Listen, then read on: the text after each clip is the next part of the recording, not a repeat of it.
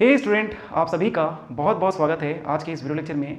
मैं हूं समीर और आज मैं आपको अपने इस वीडियो लेक्चर के थ्रू बताऊंगा कि रूट 2, रूट 3, रूट 5, रूट 7 इस तरह के कोई भी नंबर हो और आपको उन्हें इरेशनल प्रूव करना हो तो कैसे आप उन्हें इरेशनल प्रूव कर सकते हैं। ठीक है, तो स्टूडेंट आप वीडियो लेक्चर के साथ एंड तक बैठिएगा, आप डेफिनेटली सीख। और स्टूडेंट अगर आपको पीछे के वीडियो लेक्चर्स को देखना है तो इस वीडियो के नीचे डिस्क्रिप्शन है, वहाँ पे आप जाइए, उसमें लिंक आपको मिल जाएगा, पीछे के सारे वीडियो लेक्चर का आप उन्हें देख सकते हैं।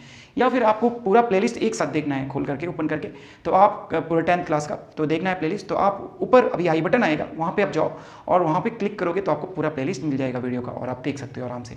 ठीक है, तो आइए स्टार्ट करते हैं इस वीडियो को। देखिए स्टूडेंट, ठीक है स्टूडेंट, तो आइए हम लोग इस क्वेश्चन को अब सॉल्व कर लेते हैं। इस क्वेश्चन को सॉल्व करने से पहले कुछ 3 इंपॉर्टेंट बात है जो कि मैंने बोर्ड पे लिख रखा है। ये तीनों चीज़ मैं आपको समझा देता हूँ पहले एक एक करके।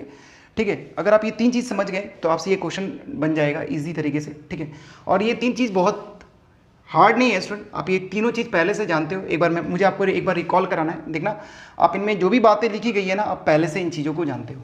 तो आइए एक करके इनको समझते हैं। सबसे पहले theorem number 3 student, theorem number 3 क्या है? ये स्टेटमेंट जो मैंने यहाँ पे लिख रखा है। ठीक है, तो आप जाकर के एनसीईआरटी बुक खोलना, वहाँ पे आपको थ्योरम नंबर 3 मिल जाएगा। एग्जाम में कभी भी ये पूछा नहीं जाता। हाँ, इसके हेल्प, ये इंपॉर्टेंट क्यों है स्टूडेंट? क्योंकि इसके हेल्प से आप इरेशनल प्रूव करते हो। तो देखिए इसका स्टेटमेंट क्या है स्टूडेंट कि P is a prime number. अब आप बताओ, प्राइम नंबर तो पहले से जानते हो, यही होता है ना, 2, 3, 5, 7, 11, 13, ये सारे क्या होते हैं? प्राइम नंबर होते हैं। इस तरह के और भी नंबर आप लिख सकते हो।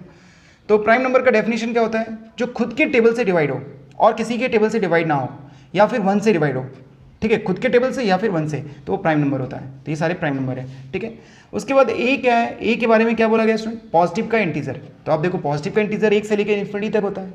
1 से लेकर के इन्फिनिटी तक जितने भी नंबर होते हैं वो सारे पॉजिटिव के इंटीजर होते हैं। ये भी आप बात पहले से जानते हो। देखो मैंने बोला ना कि आप पहले से जानते हो, बस मुझे आपको एक बार रिकॉल कराना है ताकि आपको ईजिली समझ में आ जाए। अब यहाँ पे देखो स्टूडेंट, ये जो लाइन बोली गई है ना, ये इंपॉर्टेंट है। इसी से, ये दोनों लाइन से ही ये वाला प्रूव होगा, तो इसको आप बहुत बेहतर तरीके से समझना। अब आपको पता चल गया P क्या है? प्राइम नंबर है, और A क्या है? पॉजिटिव इंटीजर है। अब उस पॉजिटिव इंटीजर का जो स्क्वायर करेंगे तो वो डिवाइड किससे होगा? P से होगा। ठीक है, कोई भी आप पॉजिटिव इंटीजर रैंडमली इसमें से ले लो। चलो पहले इसको समझ लो। पहले A स्क्वायर को डिवाइड कर रहा है P, तो A को भी P डिवाइड करेगा। तो आप इसमें से कोई रैंडमली नंबर ले लो। चलो 4 ले लो आप, पॉजिटिव का इंटीजर, इसका आप स्क्वायर करो तो 4 के स्क्वायर को 2 डिवाइड करेगा ना स्टूडेंट? क्यों नहीं कर सकता? 4 का स्क्वायर 16 होता है, 2 देखो तो इसको डिवाइड कर देगा ना 8 टाइम्स में। तो हम बोल सकते हैं कि 4 के स्क्वायर को 2 डिवाइड करता है, तो 4 को भी 2 डिवाइड करेगा, डेफिनेटली करेगा। ट्रू। देखो बस ये चीज़ें यहाँ पे बोली गई है ये दोनों लाइन में, और आप ये दोनों चीज़ें जानते हो। आप और भी कोई प्रैक्टिकली एग्जाम्पल ले लो, इसमें से 6 ले लेते हैं। चलो 6 का स्क्वायर करते हैं, तो देखो तो 3 डिवाइड्स करेगा ना, 3 डिवाइड्स कर सकता है 6 के स्क्वायर को। 6 का स्क्वायर क्या होता है? 36, और 36 3 डिवाइड कर देंगे, कितना आएगा? 12। तो 6 के स्क्वायर को 3 डिवाइड करेगा, तो 6 को 3 डिवाइड करेगा ना। और डिवाइड करने का मतलब आप जानते हो, डिवाइड करने का मतलब अपॉन में लिखना। जैसे कि यहाँ पे 4 स्क्वायर को 2 डिवाइड कर रहा था, 4 स्क्वायर अपॉन 2, और 4 को 2 डिवाइड कर रहा था, 4 अपॉन 2। 6 स्क्वायर को 3 डिवाइड कर रहा था, 6 स्क्वायर अपॉन 3, 6 को 3 डिवाइड कर रहा था, 6 अपॉन 3। यही होता है डिवाइड करने का मतलब। ठीक है, तो यहाँ तक आपको बात समझ में आ गई स्टूडेंट? ये स्टेटमेंट समझ में आ गया थ्योरम नंबर 3, और बहुत ही इंपॉर्टेंट है। अब आपसे अगर कोई थ्योरम नंबर 3 समझना चाहे तो आप उसे समझा सकते हो इजी तरीके से। ठीक है ना। अब देखो इसके बाद कॉन्ट्राडिक्शन मेथड। तो इन नंबर को इरेशनल प्रूफ करने के लिए हम लोग कॉन्ट्राडिक्शन मेथड का यूज़ करते हैं। कॉन्ट्राडिक्शन मेथड क्या होता है कि किसी चीज़ को पहले आप एज्यूम कर लो। ठीक है, किसी चीज़ को आपने पहले एज्यूम कर लिया कि ये चीज़ है, और बाद में उस एजम्पशन को ही रॉन्ग प्रूफ कर दिया, इसी को बोलते हैं कॉन्ट्राडिक्शन मेथड। और बाकी जब सॉल्व करेंगे तो आपको और क्लियर हो जाएगा। ठीक है, एक बार आप देखो, एक क्वेश्चन सॉल्व करेंगे तो अपने आप समझ में आ जाएगा आपको। अब आपको रेशनल नंबर पहले से पता है स्टूडेंट कि रेशनल नंबर P/Q के फॉर्म में होता है, ये बताने की जरूरत नहीं है। और आपको ये भी पता है कि नीचे 0 नहीं होना चाहिए, नीचे डिनोमिनेटर में कभी भी 0 नहीं होना चाहिए, यानी Q कभी भी 0 नहीं होता। अब इसमें एक जो स्टेटमेंट बोला गया ना स्टूडेंट, इस स्टेटमेंट को समझो। क्या बोला गया कि when we remove common factor from P and Q, जब आप रिमूव कर दोगे कॉमन फैक्टर P और Q से, तो आप हमें क्या प्राप्त होगा? हमें कुछ मिलेगा। क्या मिलेगा? A और B मिलेगा in place of P and Q। तो अब इस चीज़ को समझो। ठीक है स्टूडेंट, कि P और Q पहले से क्या है? कोई रेशनल नंबर है। अब रेशनल नंबर आप ऐसे ले सकते हो 15/25, ये तो रेशनल नंबर है ना, 15/25 लिख सकते हो रेशनल नंबर। अब इसमें से आप कॉमन फैक्टर को रिमूव कर दो तो एक नया नंबर आपको मिलेगा ना। तो उस नए नंबर को आपको क्या लेना है? A और B। पुराना नंबर जो है उसको P/Q के फॉर्म में लिख रहे हैं, लेकिन जो आपको नया नंबर मिलेगा वो क्या मिलेगा? आपको A और B मिलेगा। देखो जब इसमें से आप कॉमन फैक्टर रिमूव कर दो, इसमें 5 × 3 है और ये क्या है 5 मल्टीप्लाई 5 है। अब देख लो आप दोनों में कॉमन क्या है, 5 कॉमन है ना, इसको आप रिमूव कर दोगे, हटा दोगे, कट कर दोगे तो क्या बचेगा आपके पास 3 और 5 बचेगा कि नहीं बचेगा, 3/5 बचेगा ना स्टूडेंट। तो ये जो 3/5 आपको मिल रहा है ना 3/5 ये क्या है, इसको हम लोग 3/5 यानी 3 और 5 क्या है, ये को प्राइम नंबर कहलाता है। को प्राइम नंबर वो नंबर होता है, को प्राइम नंबर वो दो नंबर होते हैं जिनका कॉमन फैक्टर क्या होता है स्टूडेंट, सिर्फ 1 होगा। अब आप इनके बीच में कॉमन फैक्टर निकालना चाहोगे तो क्या निकलेगा 1, लेकिन इससे पहले 15 और 25 के बीच में कॉमन फैक्टर निकालते हैं तो 5 निकलता, देखो 5 निकल गया ना, 5 मल्टीप्लाई 3 5 मल्टीप्लाई 5। तो यहाँ तक आपको बात समझ में आई। एक और एग्जाम्पल लेके समझ लेते हैं, कोई और एग्जाम्पल से समझते इसको। देखो स्टूडेंट इस चीज़ को, अगर मान लो यहाँ पे मैंने लिख दिया 16/18 ये लिख दिया, ठीक है। तो आप देखो इसको अब कट करोगे 2 से, तो 2 से ये 8 बार में जाएगा, 2 से ये 9 बार में जाएगा, जाएगा ना, 2 से आप इसको कट करते हो तो इसमें एक कॉमन फैक्टर क्या था, दोनों में कॉमन फैक्टर पहले से देखो तो इसको आप 2 × 8 और इसको 2 × 9, तो 2 कॉमन फैक्टर था, हटा दिए तो न्यू नंबर आपको जो मिला ना 8 और 9 मिल गया 8/9, ठीक है। ये न्यू नंबर मिल गया, ये A/B है और शुरू में ये क्या था P/Q है। तो ये जो आपको A और B मिला, A यानी 9 मिला और B आपको A यानी 8 मिला और B 9 मिला, तो ये जो 8 और 9 है इन्हें आप बोलोगे को प्राइम नंबर। को प्राइम नंबर, को प्राइम नंबर क्यों, क्योंकि अब इनके पास कॉमन फैक्टर कोई भी नहीं है 1 के अलावा, सिर्फ 1 अब इसके पास कॉमन फैक्टर बचा। अगर अब ये दोनों डिवाइड होगा तो एक कॉमन नंबर से डिवाइड होगा तो वो कॉमन नंबर क्या है 1 है, 1 के अलावा और ये किसी कॉमन नंबर से डिवाइड नहीं हो सकता।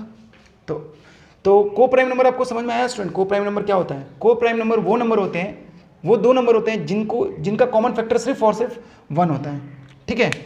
तो अब इन चीज़ों को आप ध्यान में रखो और इसके हेल्प से हम इसे प्रूव करेंगे, ठीक है। देखो कैसे प्रूव करना है इसको,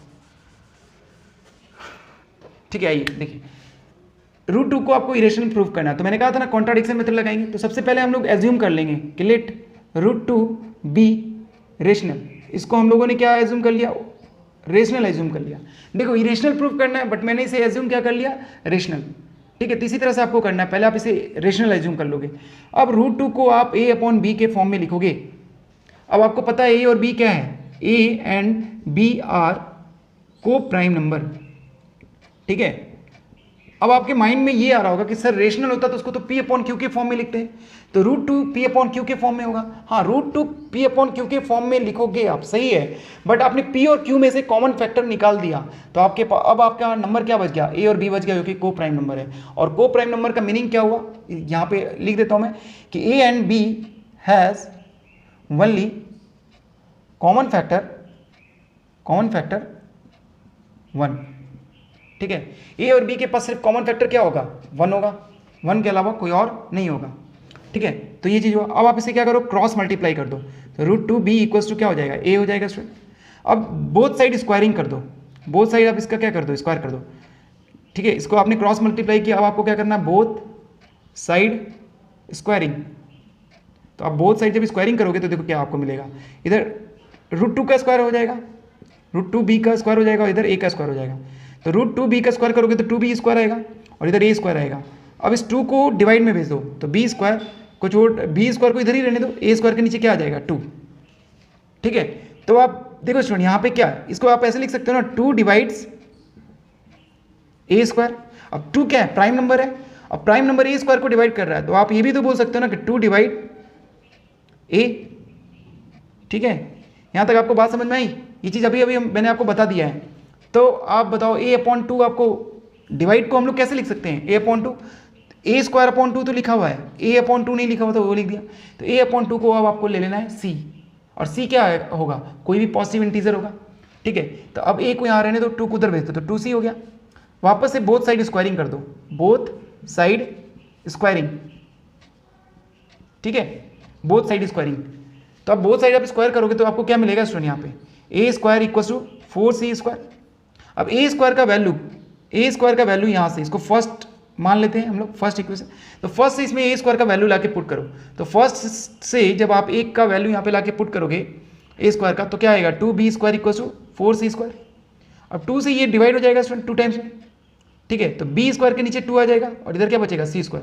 अब आपको देखो यहाँ पे क्या मिल रहा है स्टूडेंट, ध्यान से देखो इस जगह पे, यहाँ पे B² यानी 2, ये आप बोल सकते हो ना कि 2 जो है डिवाइड कर रहा है B² को, तो 2 डिवाइड करेगा किसको, बी को, ठीक है।